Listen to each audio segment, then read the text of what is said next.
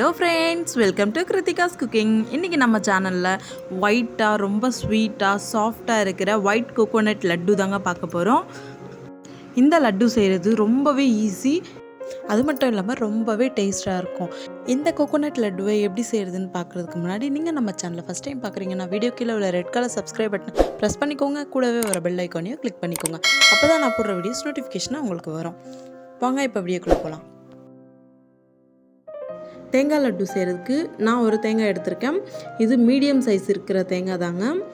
இந்த தேங்காவை உடைச்சிட்டு நம்ம சில்லாக பேத்தி எடுத்துகிட்டு வந்துடலாம். இப்போ பார்த்தோம்னா தேங்காய்க்கு பின்னாடி பக்கம் இருக்கிற ப்ரௌன் பார்ட்டை நம்ம கத்தியை வச்சு ரிமூவ் பண்ணி எடுத்துடலாம்.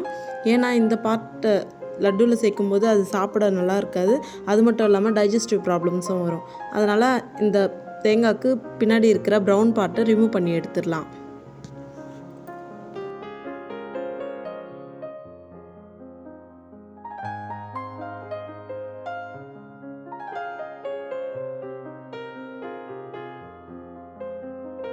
அவ்வளோதாங்க, தேங்காயோட பேக் ப்ரௌன் பார்ட்டை ரிமூவ் பண்ணியாச்சு. இதே போலவே எல்லா தேங்காய்க்கும் பேக் ப்ரௌன் பார்ட்டை ரிமூவ் பண்ணி எடுத்துடலாம். இப்போ இந்த பெரிய பெரிய பீசஸாக இருக்கிறத மிக்சியில் போட்டு நம்ம அடிக்க போகிறோம். அதுக்கு பெரிய பெரிய பீசஸாக இருந்தால் சரியாக அரைஞ்சி வராது. அதனால் நம்ம சின்ன சின்ன பீசஸாக கட் பண்ணி மிக்சி ஜாரில் சேர்த்துக்கலாம்.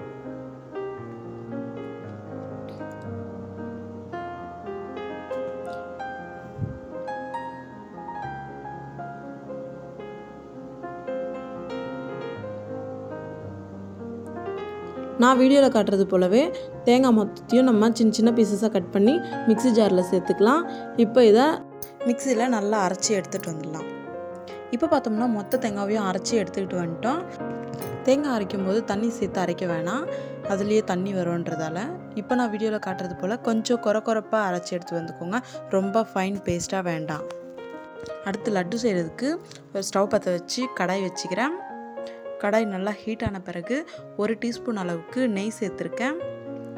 இந்த லட்டுக்கு அதிகமான நெய் தேவைப்படாது. 1 டீஸ்பூன் அளவுக்கு நெய் இருந்தால் மட்டும் போதும். நெய் நல்லா உருகி வரட்டும்.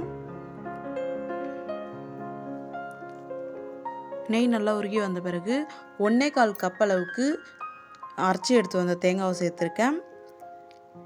இப்போ நல்லா கிளறி விட்டுக்கலாம். தேங்காயில் இருக்கிற ஈரப்பதம் மொத்தமும் போயிட்டு தேங்காய் பொடி பொடியாக வர வரையும் நம்ம மீடியம் ஃப்ளேமில் வச்சு தேங்காவை நல்லா நெய்யில் வதக்கி விட்டுக்கலாம். ஸ்டவ்வை மீடியம் ஃப்ளேம்லேயே வச்சு 7 நிமிஷம் வதக்கின பிறகு தேங்காய் நல்லா பொடி பொடியாக வந்துருச்சு. இந்த ஸ்டேஜில் 1 கப் தேங்காய்க்கு 1/2 கப் அளவுக்கு சர்க்கரை சேர்த்துருக்கேன். கொஞ்சம் அதிகமாக ஸ்வீட் வேணும்னு நினைக்கிறவங்க 3/4 கப் அளவுக்கு சர்க்கரை சேர்த்துக்கோங்க. அடுத்து 1 டீஸ்பூன் அளவுக்கு ஏலக்காய் தூள் சேர்த்துருக்கேன். அதுக்கு அடுத்து பால் பவுடர் 1/4 கப் அளவுக்கு சேர்த்துருக்கேன். இது தேங்காய் லட்டுக்கு சூப்பரான டேஸ்ட் கொடுக்கும். இதெல்லாத்தையும் சேர்த்து நல்லா மிக்ஸ் பண்ணிக்கலாம். ஸ்டவ்வை லோ ஃப்ளேமில் வச்சு இந்த மிக்ஸை நல்லா மிக்ஸ் பண்ணிக்கலாம். சர்க்கரை நல்லா உருகி வந்து லட்டு பதத்துக்கு வர வரையும் நம்ம விடாமல் கலந்து விட்டுக்கலாம். விட்டோம்னா அடிப்பிடிக்கிற சான்ஸ் இருக்குன்றதால விடாமல் கலந்து விட்டுக்கலாம்.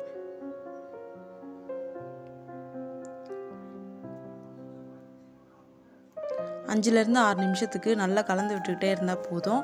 சர்க்கரை மொத்தமும் உருகிட்டு பால் பவுடரோட நல்லா மிக்ஸ் ஆகி ஒரு லட்டு பிடிக்கிற பதத்துக்கு வரும்.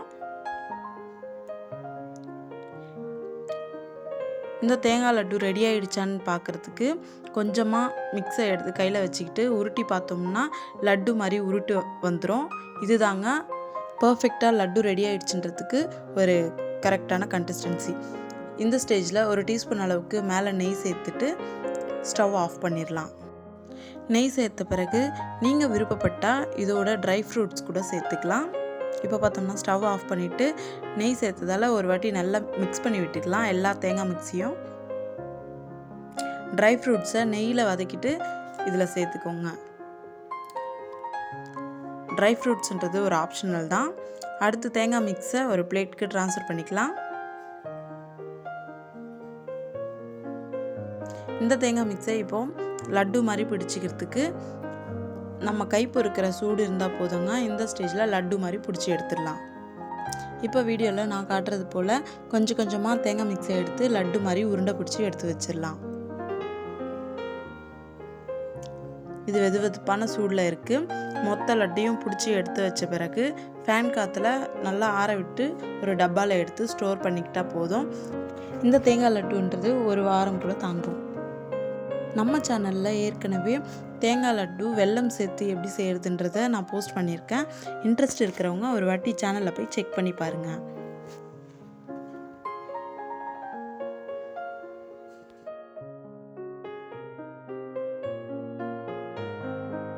இப்போ நான் வீடியோவில் காட்டுறது போல் லட்டுவை இந்த மாதிரி கூட பர்ஃபெக்டாக உருட்டி எடுத்துக்கலாம்.